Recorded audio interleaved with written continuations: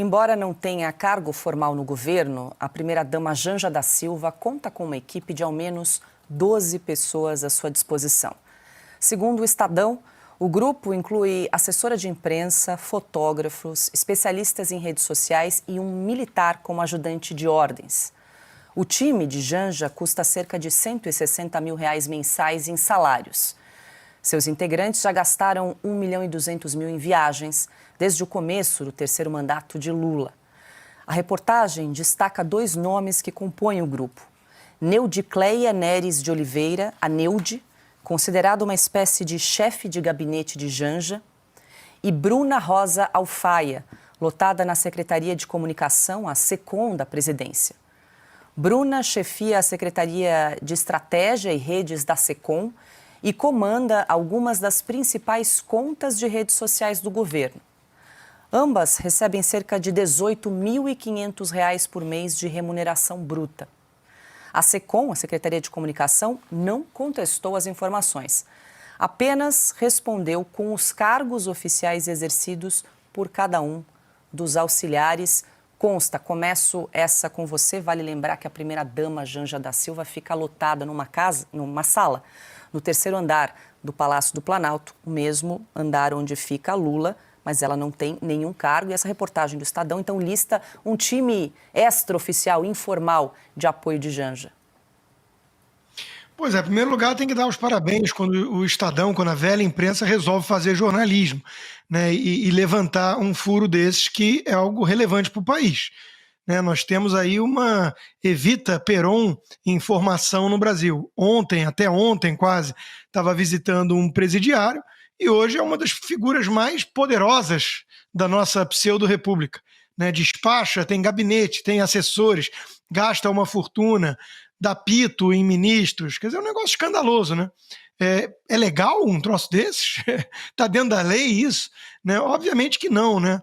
Mas é isso, né? Lula, que voltou vingativo, que está querendo perseguir e destruir cada um daqueles que tiveram alguma relevância na sua prisão, absolutamente justa, né, com provas sobradas de crimes, como disse um desembargador, entre 9 juízes e desembargadores que observaram e analisaram todas as evidências e provas que pesavam contra ele, ele resolveu colocar a Janja, né, com esse poder todo, despachando com um gabinete, com assessores, viajando o mundo todo, gastando uma fortuna dos pagadores de impostos no Brasil, enquanto esses que acreditaram na chuva de picanha trabalham para pagar essa conta. É realmente um soco no estômago de qualquer brasileiro que ainda tenha um pingo de respeito próprio, mas normalmente petistas não têm.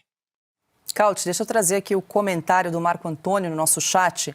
12 serviçais, 160 mil por mês, uma sala no Planalto e não recebeu um voto sequer. Primeiramente, a Janja que pediu um gabinete, uma sala, finalmente foi atendida, né? Agora tem um gabinete para chamar de seu, caro, por sinal, pago com o dinheiro do pagador de imposto brasileiro, então paguem seus impostos em dia, porque a Janja é cara. Mas só entre essas pessoas que estão lá, que recebem salários de 5 dígitos, tem uma que me chamou a atenção, tal Priscila Pinto Calaf, que trabalha com as redes sociais na SECOM, né? Que é entre as 7 assessores ou assessoras que acompanha a primeira-dama nas viagens. Ela já foi para Pequim, Hiroshima, Luanda, Nova Delhi, Nova York, Dubai, viajou o mundo junto com a Janja. Gastou centenas de milhares de reais. Ela se formou em 2007, foi mestre em antropologia pela Universidade de Brasília, com uma dissertação, abre aspas, criança que faz criança, desconstruindo infância e sexualidade com meninos e meninas de rua, fecha aspas. Onde ela relata casos de abusos sexuais com menores, não fez um BO, não fez nada e simplesmente não chamou em nenhum momento tudo isso de pedofilia. Então esse é o tipo de currículo vitae que está presente no gabinete paralelo, gabinete secreto, mas pago com dinheiro dos contribuintes, da primeira-dama Janja da Silva. Então é isso que temos. As pessoas que, de fato, normalizam a pedofilia, normalizam a prostituição de menores, que estão sendo pagas com dinheiro público do contribuinte brasileiro e viajam ao mundo em primeira classe, como se não houvesse amanhã. Pois é, Augusto. Até fotógrafo ela tem à disposição.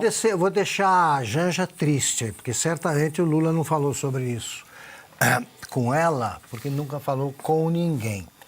É o caso da Rosemary Noronha.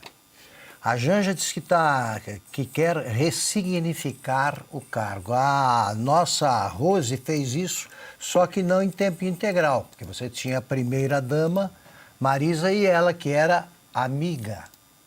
Eu disse uma vez num artigo que na minha cidade era amigata mesmo, que se dizia, né? Em linguagem mais popular.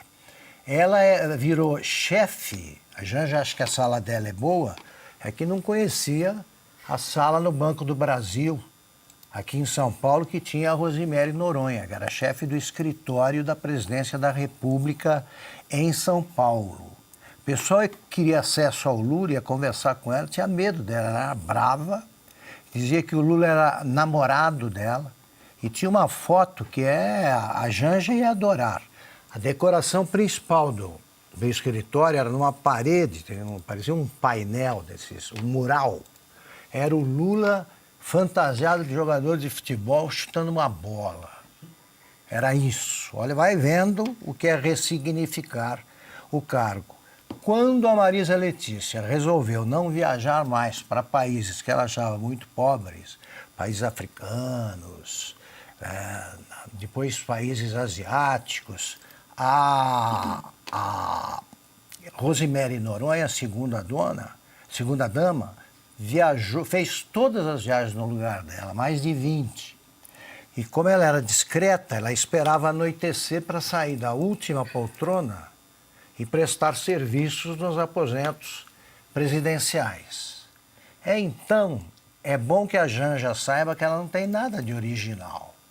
É que como agora o Lula ficou viúvo, ela pode ocupar em tempo integral esse cargo que foi muito bem desempenhado pela Rosemary Noronha. Os advogados do Lula, um bando do Instituto Lula, cuidou da defesa dela porque ela chefiou uma quadrilha familiar que vendia favores no governo, entre os quais a nomeação de integrantes dessas agências reguladoras. Ela teve problema sério com a polícia, escapou. Ela criou com o consentimento do marido oficial, ela criou essa quadrilha familiar, filho, estava no meio, etc. O Lula jamais falou sobre esse caso, jamais. Esse caso explodiu em 2012, 13, por aí. Como eu sei que ele fica irritadíssimo quando eu toco nesse assunto, eu toquei outra vez. Ponto.